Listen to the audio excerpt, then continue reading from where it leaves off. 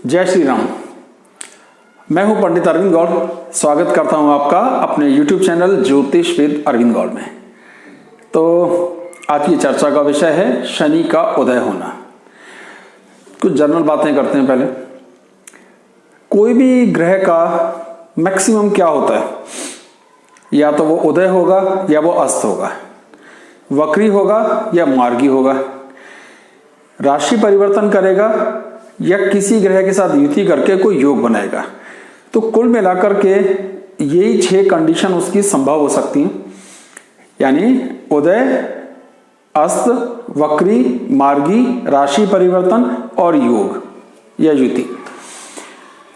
इन 6 घटनाओं में ही पूरा जीवन हम उस ग्रह को देखते हैं, उस ग्रह को समझने का प्रयास करते हैं कि वो कैसे करेगा। हर ग्रह का अपना एक फिक्स काम होता है। एक तरह से जैसे स्कूल में टीचर होते हैं ना, तो हर सब्जेक्ट के लिए एक विशिष्ट टीचर है और वही पढ़ाएगा या नहीं पढ़ाएगा, अच्छा पढ़ाएगा या अच्छा नहीं पढ़ाएगा, सब कुछ इस पर निर्भर करता है कि वो टीचर अपनी क्या परफॉर्मेंस देगा। ढूंढना हमने केवल इतना है कि उसकी परफॉर्मेंस ऑन दी होल कैसी होगी, जैसे हम टीचर की परफॉर्मेंस पर डिपेंड करते हैं बच्चों की परफॉर्मेंस का। बिल्कुल ठीक इसी तरीके से ग्रह को देखना है। हर ग्रह का अपना एक फिक्स काम है, उसी को जब वो खुद अच्छी स्थिति में होगा तो परफॉर्मेंस बढ़िया करेगा, खुद खराब परिस्थिति में होएगा तो उसकी परफॉर्मेंस खराब होगी। तो ये एकदम साधारण बात है, इसे अच्छे से आप समझ लीजिए। गोचर अच्छा है नहीं है वो अभी दीगर बात है, उस पर भी चर्चा करता हूं, लेकिन एक और बात समझ लीजिए। आपकी अपनी जन्म कुंडली में अगर वो ग्रह अच्छा नहीं है, या उसका प्लेसमेंट खराब है, या वो अपनी नीच राशि में है, या शत्रु राशि में है, या अकारक है, तो आप गोचर में कितना भी अच्छा उसका रिजल्ट आए, आपको कोई खास फायदा नहीं होगा। फिर से समझिए कि बोर्ड के पेपर फला डेट को होंगे, इसका इम्पैक्ट सिर्फ उनको होगा जो विद्यार्थी हैं, जो एग्जाम देना चाहते हैं। अगर मैं एग्जाम देना ही नहीं चाहता तो मुझे क्या फर्क पड़ता है बोर्ड के पेपर कब होंगे। ये बात समझ आ गई? तो वो बिल्कुल सिंपल बात कि अगर आपकी कुंडली में वो परिस्थितियां आपको अलाउ करती हैं, फॉर एग्जांपल इनकम टैक्स का स्टैंडर्ड डिडक्शन घटेगा या बढ़ेगा, तो इसका फायदा उसको होगा जो नौकरी करता है, सरकारी नौकरी करता है। ठीक है, अगर मैं व्यापारी हूं तो मुझे क्या फर्क पड़ता है इस बात से, बढ़े ना बढ़े, घट जाए, खत्म हो जाए, ये एक समझने की बात है। इसका मतलब कि उस बात का इंपैक्ट इस पर डिपेंड करता है कि मैं कैसा हूं। ठीक है, ये एग्जाम्पल था, थोड़ा लंबा हो गया पर कोई बात नहीं, बात समझ में आनी चाहिए। तो ग्रह आपकी अपनी कुंडली में कैसा है, जब तक आप ठीक से ये बात नहीं जानेंगे, गोचर में जितनी मर्जी कहानियां सुनाई जाएं उसका कोई अर्थ नहीं है। तो सबसे पहले ये चेक करें कि आपकी कुंडली में आपका शनि कैसा है, आपके लिए वो शनि की परफॉर्मेंस कैसी है। तो जब गोचर में अच्छा होगा तो परफॉर्मेंस कंपैरेटिवली इंप्रूव होगी, खराब होगा तो खराब होगी, उस अकॉर्डेंस में जिस हिसाब से वो आपकी कुंडली में है। मैं एक पहले वीडियो बना चुका हूं शनि की परफॉर्मेंस को चेक करने का, उसका लिंक डिस्क्रिप्शन में दूंगा, तो आप उस लिंक को देखें, अच्छे से अपनी कुंडली को स्टडी करें और समझें कि आपके लिए आपका शनि की ऑन दी होल क्या परफॉर्मेंस आ सकती है। अगर वो आएगी तो बात बन जाएगी। ठीक है, तो ये चीज इसलिए जाननी जरूरी थी कि अगर आप अपनी कुंडली के अंदर क्या दशाएं चल रही हैं, कौन सी अंतरदशा चल रही है, शनि का ऑन दी होल, क्योंकि अभी हमारा कार्यक्रम ही शनि पर है, ऑन दी होल शनि की परफॉर्मेंस कैसी है आपकी कुंडली में, तब ये गोचर का इंपैक्ट आपको आएगा। तो चलिए आज के कार्यक्रम को इस हिसाब से शुरू करते हैं कि शनि जो अभी अस्त चल रहे हैं जनवरी से 9 फरवरी को 0050 और मतलब 8 तारीख की रात 9 तारीख के सवेरे आधी रात को लगभग 1 बजे के आसपास 12:50 पर पूर्व दिशा में उदय होंगे। हमेशा पश्चिम में अस्त होते हैं, पूर्व में उदय होते हैं, एकदम फिक्स तरीका है, हमेशा सारे ग्रह ऐसे ही होते हैं। ठीक है साहब, तो ये उदय होंगे और पूरे साल उदय ही रहेंगे। अगले साल 19 जनवरी को जाकर अस्त होंगे, यानी कि साल में लमसम एक ही बार वो अस्त हो सकते हैं। शनि बहुत धीरे चलते हैं, ऐसे समझ लीजिए एक ही हाउस में वो बहुत लंबे समय तक रहते हैं, 2.5 साल। अब सूर्य हर महीने राशि बदलता है, तो अब ये इसको समझिए क्या है, शनि ये सूर्य ये राशि घूम रहा है, कभी तो आएगा इस राशि पे। तो साल में 1 महीना जरूर ऐसा आएगा जब ये दोनों ग्रह एक साथ एक राशि में होंगे। ये ऐसे घूमता रहेगा और यहाँ जाएगा। तो इसलिए शनि एक ही बार अस्त होता है। तो अस्त था 9 तारीख की रात को या 9 तारीख की सुबह सुबह उदय हो जाएगा, पूरे साल तक उदय रहेगा। तो इसका क्या प्रभाव देखने में आ सकता है? मेष लगन वालों के लिए अगर हम शनि की स्थिति पर ध्यान देते हैं तो, क्योंकि वो मकर राशि में चल रहे हैं और जो उनके नक्षत्र की स्थिति है उस हिसाब से भी थोड़ा सा रहता है, लेकिन हम केवल राशि के हिसाब से ले लेते हैं। तो मेष लगन वालों के लिए शनि 11वें घर का और 10वें घर का स्वामी है। 11वां घर को बहुत अच्छा नहीं समझा जाता, लेकिन ऑन दी होल वो बुरा भी नहीं है एक, और दशम भाव केंद्र है, बल्कि सबसे श्रेष्ठ केंद्र है, इससे बढ़िया केंद्र नहीं है। लगन के बाद उसी की सबसे अधिक सामर्थ्य काउंट की जाती है।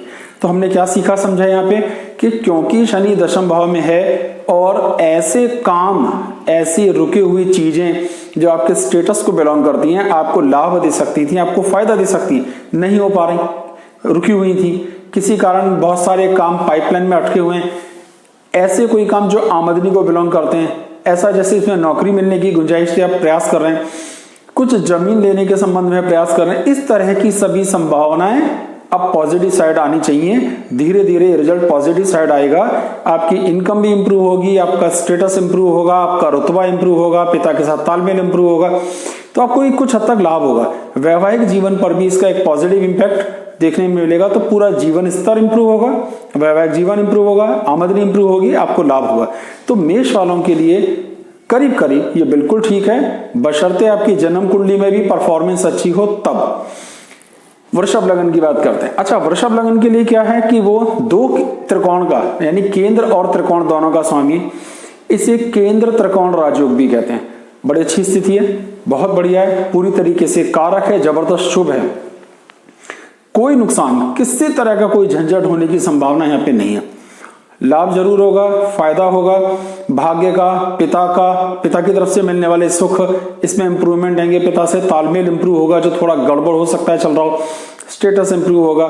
तो भाग्य की तरफ से, पिता की तरफ से, संतान की संतान, पोते पोती की तरफ से, नॉलेज की तरफ से, ज्ञान की तरफ से, पढ़ाई की तरफ से आपको फायदे होंगे। तो करीब करीब वृषभ के लिए ऐसी कोई बहुत खराब स्थिति नहीं है। कुछ हद तक शत्रु भी दबेंगे, जो झंझट थोड़े बहुत पिछले दिनों आए होंगे वो कंट्रोल होंगे, तो आपको लाभ यहाँ पे साफ साफ होता हुआ दिखाई देगा। वृषभ के लिए स्थितियां बिल्कुल ठीक हैं। अभी मिथुन लगन की बात करते हैं। अब देखिए, मिथुन लगन के लिए वो 2 हाउसेस का कंट्रोलर है, एक 8वें घर का जो अच्छी बात नहीं, और एक भाग्य के स्थान का जो अच्छी बात है। त्रिकोण में जो भी ग्रह होता है वो शुभ है, लेकिन उसकी शुभता थोड़ी घट गई क्योंकि वो अष्टम भाव में भी बैठा है। इस कारण वो सम हो गया, मतलब ना बहुत अच्छी परफॉर्मेंस ना बहुत खराब परफॉर्मेंस, फिर भी लमसम धन इकट्ठा करने के हिसाब से अच्छा है, यात्राओं के हिसाब से अच्छा है। थोड़ा कमर दर्द, पैरों में दर्द की शिकायतें बढ़ेंगी, थोड़ी भाषा की कटुता बढ़ेगी, थोड़ी फैमिली के साथ तालमेल में छोटी मोटी दिक्कतें देखने में आएंगी। ये थोड़ी बहुत दिक्कतें हो सकती हैं, लेकिन करीब करीब ठीक ही है, बहुत अधिक खराब स्थिति नहीं है तो बुरी भी नहीं, मतलब एक एवरेज अच्छी स्थिति यहाँ पे मान के आप चलिए। अब कर्क हमारी पहली ऐसी लगन आती है जिसमें शनि की परफॉर्मेंस शानदार नहीं आएगी। एक तो वो 7वें घर का स्वामी है, 7वां और दूसरा घर हमारे मारक घर होते हैं, जहां पर जो ग्रह हैं वो मार्केश वाला रोल अदा करते हैं, प्लस वो अष्टमेश भी है, तो उसकी कटुता अधिक बढ़ गई। कर्क लगन के लिए बिल्कुल कारक नहीं होता। तो कहीं ना कहीं आपकी सेहत, आपके वैवाहिक जिंदगी, आपका माताजी के स्वास्थ्य को तनाव, घर को, मकान को, हायर एजुकेशन को दिक्कतें देखने में आएंगी। मन में बहुत बेचैनी, मन में बहुत अकुलाहट रहने की बात देखने में आ सकती है। तो ये कर्क लगन वालों को इस मार्गी होने का, इस पूरे साल भर में तनाव, फ्रस्ट्रेशन, अनईजी फील करना, थका थका सा महसूस करना, कोई ना कोई चिंता बने रहना देखने में आएगा। बहुत बढ़िया स्थिति उनके लिए नहीं है। जिनके लिए खराब है उन्हें क्या करना चाहिए? शनि देवता को प्रसन्न करने के लिए, उन्हें मनाने के लिए लोहे की किसी चीज से, आप कटोरी, करछी इत्यादि, तो यानी लोहे की कटोरी समझ लीजिए, स्टील की कटोरी भी ले सकते हैं, को लेकर के उसमें सरसों का तेल लेकर के एक करेंसी कॉइन, इतना तेल जरूर लीजिए कि वो पूरा डूब जाए, अपनी छाया उसमें देखें और दान में दे दें। कटोरी समेत दे सकते हैं तो बड़ी खुशी की बात। इसे छायादान कहते हैं, जिससे शनि का प्रकोप कम होता है। ये उपाय कर सकते हैं। काले चने, काली उड़द की दाल भी दान में दी जा सकती है। सरसों का तेल का दीपक भी पीपल के नीचे जलाया जा सकता है, या शनिदेव के मंदिर में जाकर तेल भी चढ़ाया जा सकता है। आपको जौन सा उपाय ठीक लगे कर सकते हैं, पर शनि का रत्न पहनना यहाँ ठीक नहीं होगा, आपको नहीं पहनना चाहिए। सिंह लगन की बात करते हैं। अब सिंह लगन में वो छठे घर का भी स्वामी है। अब छठा घर क्या है, दो तरीके से खराब हो जाता है। 3, 6, 11 देखते हैं तब भी खराब हो जाता है, और 6, 8, 12 देखते हैं तब भी खराब, यानी दोनों ही खराब कॉम्बिनेशन हैं, जिसमें दोनों में छठा घर कॉमन आता है। तो एक तो छठे घर का स्वामी होने के कारण ठीक नहीं है, दूसरा वो आपके 7वें घर का स्वामी। अब 7वां घर, 7वां और दूसरा मार्किश होते हैं। खराब बेशक है, बहुत अच्छा फल नहीं होगा, लेकिन एक प्लस पॉइंट देखने में आएगा, जो शत्रु बिना मतलब टांग अड़ा रहे थे, विरोध कर रहे थे, वो अब कंट्रोल में आने लगेंगे। तो शत्रुओं पर आपका प्रभाव, इंपैक्ट इंप्रूव होगा, ये आपको फायदा होगा। लेकिन वैवाहिक जिंदगी को लेकर तनाव थोड़े बहुत देखने में आ सकते हैं, गुस्सा बहुत बढ़ सकता है, कुछ बिना मतलब की कानूनी दिक्कत, झंझट, पैरों में थोड़ी ऐसी चोट लगना जिसे मांसपेशियों से संबंधित कहते हैं, पैर मुड़ना, पैर कि मांस फट जाना, लिगामेंट्स टूटना, इस तरह की दिक्कतें देखने में आ सकती हैं।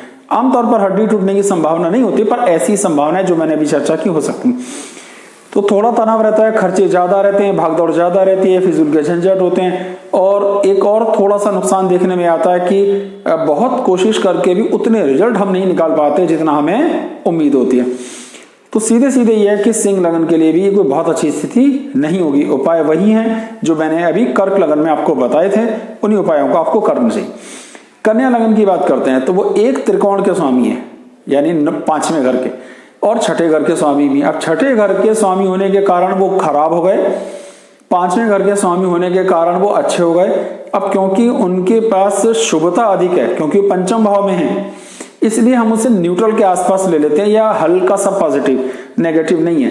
तो संतान, ज्ञान, एग्जीक्यूटिव डिसीजंस को लेकर के छोटी मोटी दिक्कतें जरूर आएंगी। आपसे कुछ सही मौके पर सही फैसला नहीं लिया जाएगा, या जो फैसला लिया जाएगा उसे रिव्यू करने का बार बार दिल करेगा, पता नहीं ठीक है कि गलत, तो थोड़े डाउट्स बने रह सकते हैं। संतान की एजुकेशन परफॉर्मेंस, संतान के साथ तालमेल की दिक्कतें भी देखने में आएंगी। सलाह बड़ी अच्छी देते हैं, लेकिन अपने लिए जब कोई काम करना होता है तो गड़बड़ हो जाते हैं। स्वास्थ्य को लेकर तकलीफें, मसल्स की तकलीफें, पैरों में दर्द की शिकायतें भी देखने में आनी चाहिए। तो ये बहुत बढ़िया स्थिति नहीं है, आमदनी भी प्रभावित नहीं हो रही, पर बहुत बुरा स्थिति कुछ भी नहीं है। तो कन्या के लिए इसका प्रभाव न्यूट्रल जैसा लेके चले, कोई बहुत शानदार प्रभाव होता हुआ नहीं दिखाई देता। तुला लगन की बात करते हैं। तुला लगन के लिए जबरदस्त राजयोग है, केंद्र त्रिकोण राजयोग भी है और शशक महायोग भी है। ये बहुत बड़ी बात है, अच्छी बात है। शुद्ध रूप से लाभ, आनंद, सेहत, व्यक्तित्व, पर्सनैलिटी, आपका अंदाज, आपका मकान, आपका वाहन, आपका व्हीकल, माताजी के साथ सुखों की स्थिति, संतान, ये सभी स्थितियां, आपकी नॉलेज, या हर चीज आपको पॉजिटिव साइड इंप्रूव होती हुई दिखाई देगी। थोड़ा बहुत नुकसान जीवन स्तर में होता है कि कुछ काम जो बनने की उम्मीद थी थोड़े से अटक रहे हैं, क्योंकि जो ग्रह जहां पे बहुत मजबूत होता है वो ठीक सामने 7वें वाले घर पे थोड़ी सी खराब दृष्टि डालता है। तो थोड़ा बहुत स्टेटस को लेके, मार्केट में इमेज को लेकर दिक्कत हो सकती है, लेकिन ऑन दी होल बहुत अच्छा है, बहुत ही अच्छी परफॉर्मेंस देखने में आनी चाहिए। डे बाय डे इंप्रूव होगी। गोचर में ये परिस्थितियां जैसे जैसे फरवरी और ये मार्च निकलेगा तो साल के आखिर तक काफी इंप्रूव स्थितियां बनेंगी, अच्छे अच्छे योग बनेंगे, तो उसका फायदा भी आपको देखने को आएगा। वृश्चिक लगन की बात करते हैं। अब वृश्चिक लगन में तीसरे घर का स्वामी है। अब जब हम खराब बात करते हैं तो त्रिक बोलते हैं, है ना, तो उसमें 6, 8, 12 को लेते हैं, और त्रिषडाय तीसरा, छठा और 11वां लेते हैं। ये हम अच्छे काउंट नहीं करते। लेकिन क्या है कि एक तो ये तीसरे घर में स्वग्रही है। अब तीसरा घर क्या है, अष्टम भाव से अष्टम भाव, कुछ हद तक मृत्यु को बिलोंग करता है, पर केंद्र का भी स्वामी है, तो इसकी शुभता थोड़ी सी कम है, ज्यादा अच्छी नहीं है, यानी इसका बल लॉस की तरफ जाता है। बहुत मेहनत करवाएगा, बहुत सारे हर्डल्स आएंगे, बहुत सारी झंझट देखने में आएंगे, लेकिन क्योंकि आपका बाहुबल मजबूत है, आपका कर्म करने का अंदाज मजबूत है, प्रयास मजबूत है, आपके दोस्त, संगी साथी और भाई बंद मजबूत हैं, तो होगा ये कि इस तमाम खींचतान, संकट, विरोध के बाद भी आप जीत जाओगे, यानी उन समस्याओं का समाधान निकलने में कामयाब हो जाओगे जो अभी आपके मन को तनाव देते हैं, जो आपके घर को तनाव दे रहे हैं। तो वृश्चिक के लिए अच्छी स्थिति इस हिसाब से नहीं है, क्योंकि संघर्ष बिना मतलब का ज्यादा है। उन मुद्दों पर भी संघर्ष देखने में आएगा जो पहले उसकी कोई खास जरूरत नहीं थी। आमतौर पर मकान बेचने जैसी कुछ दिक्कतें देखने में आ सकती हैं। बेचना चाहते हैं, बिक नहीं रहा, खरीदना चाहते हैं, खरीद नहीं पा रहे। भाइयों का सहयोग मिलेगा, जो अभी पॉजिटिव बात हो गई। बहुत ज़्यादा मेहनत करनी पड़ेगी, इसे आप खराब स्थिति पे ले लें। कहीं ना कहीं खर्च बहुत ज़्यादा होगा, एडिशनल पैसा खर्च, एडिशनल भागदौड़, इस लिहाज से ये अच्छा नहीं है। उपाय जो मैंने पहले बताए वो करिए। लास्ट में मैं एक साथ सारे उपाय फिर से दोबारा लिख दूंगा, जिससे कि आप उसे आराम से देख सकें। धनु लगन की बात करते हैं तो धनु लगन की स्थिति यह है कि वो मारक घर का स्वामी है, दूसरे घर का और तीसरे घर का भी। और एक प्लस पॉइंट होता है, दूसरा घर धन देने वाला होता है, पैतृक संपदा का होता है, बोली भाषा का होता है। उस घर में शनि के रहने पर जो थोड़ा बहुत फायदा है वो ये कि आप अपनी भाषा की कठोरता को भी सही तरीके से मेंटेन करते हैं। भाइयों के साथ तालमेल होता है, लेकिन थोड़ी सी उसमें कमी होती है, कुछ विरोध भी जरूर देखने में आता है। तो थोड़ा विरोध देखने में आएगा, थोड़ी खींचतान देखने में आएगी, पर कुटुंब का साथ मिलेगा, परिवार का साथ मिलेगा। आपकी बोली भाषा के कारण थोड़ी कटुता बढ़ेगी, लेकिन इसका नुकसान क्या होगा, आपकी कैश कलेक्शन में दिक्कतें आएंगी, आपकी सेविंग्स में दिक्कतें देखने में आएंगी, पर इनकम इंप्रूव होगी। तो घुमा फिरा कर थोड़ा सा फायदा भी है, ऐसा नहीं है कि बिल्कुल ही नुकसान हो जाएगा, लेकिन उतना मजा नहीं आएगा जितना आना चाहिए। क्योंकि परिस्थितियां ये हैं कि वो जिन घरों में बैठा है, परिवार सहयोग तो कर रहा है, लेकिन अगर लाभ ही नहीं हो रहा तो परिवार का सहयोग एक तरह से आपको फीडअप करना रह गया। यानी मान लीजिए मैं धनु लगन का हूं और परिस्थितियां ये हैं कि मैं नहीं कमा पा रहा हूं, तो मुझे परिवार का सहयोग मिला और मेरी दाल रोटी इस वजह से चल गई, लेकिन वास्तव में ये कोई बहुत अच्छी स्थिति नहीं है। तो धनु के लिए कोई खास मजेदार स्थिति मेरे हिसाब से नहीं आई। अब बात करते हैं मकर लगन की। मकर लगन के लिए जबरदस्त अच्छी स्थिति है। लगन में ही शनि का राजयोग गोचर के हिसाब से बन रहा है, ठीक है, बहुत बढ़िया है, अच्छी स्थिति है, कंट्रोल स्थिति है। सेहत, कदकाठी, अपना दम, अपनी ताकत, अपनी अकड़ चलाने का मौका मिलेगा। आपके प्रभाव से, आपकी सोच समझ से, आपकी जिद से भी बहुत सारे काम बनते हुए दिखाई देंगे। यहाँ पे एक और बड़ा लाभ होगा वो ये कि आपको कुटुंब का सहयोग भी मिलेगा। मतलब आप सही करें गलत करें, दोनों सूरतों में कुटुंब का लाभ मिलेगा। लेकिन कहाँ दिक्कत आएगी, वैवाहिक जिंदगी में थोड़ा बहुत तनाव देखने में आएगा, वहां अनईजी एक माहौल बनता हुआ दिखाई देगा। थोड़े आलसी हो जाने के चांस बनेंगे, थोड़े ज्यादा जिद्दी होने के कारण इग्नोर करने की आदत हो जाएगी। इस कारण छोटी मोटी समस्याएं परिवार में या भाई बंधुओं के साथ थोड़ी बहुत देखने में आ सकती हैं, लेकिन कुल मिलाकर ऐसा समझ के चलिए कि आपका सिक्का चलेगा, आपको कोई दिक्कत हो ही नहीं सकती। बहुत बढ़िया स्थिति है, फर्स्ट क्लास स्थिति। बात आ जाती है कुंभ लगन की। अब कुंभ लगन के लिए लगन का स्वामी है लेकिन 12वें घर में। रूल ये कहता है कि लगन का स्वामी कहीं भी हो, अगर मजबूत है, अच्छा है, तो उसका शुभ लाभ ही होगा। तो 12वें में होने के बाद भी क्योंकि वहां वो स्वग्रही स्थिति में, तो ये अधिक खराब स्थिति नहीं है। फिर भी एक स्थिति क्या है, अच्छा तो है ही, पर 12th हाउस में होने के कारण खर्चों को लेकर के थोड़ा बहुत गड़बड़ देखने में आ सकता है। शत्रु थोड़े से प्रभावी होंगे लेकिन कंट्रोल हो जाएंगे। भाग्य का जबरदस्त सपोर्ट देखने को आएगा। बोली भाषा में कटुता, कड़वापन, तीखापन, परिवार से सहयोग में थोड़ी सी कमी देखने में आ सकती है।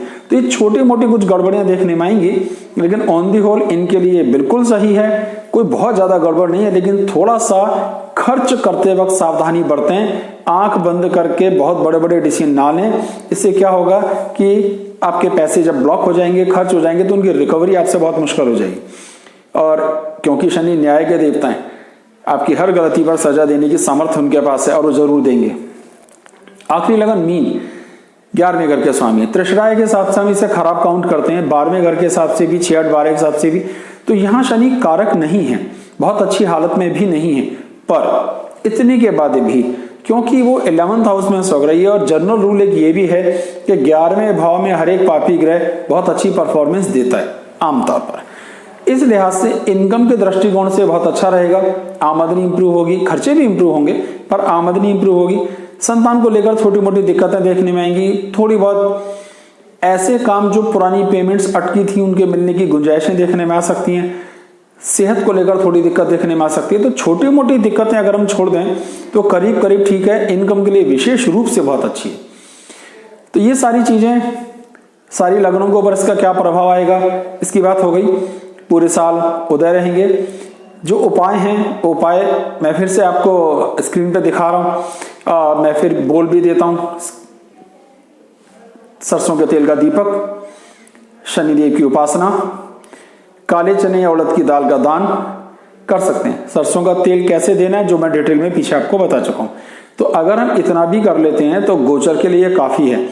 जिनके लिए अच्छा है, देखिए 8 लग्नों के लिए इसका प्रभाव अच्छा है, सिर्फ 4 के लिए ही खराब है।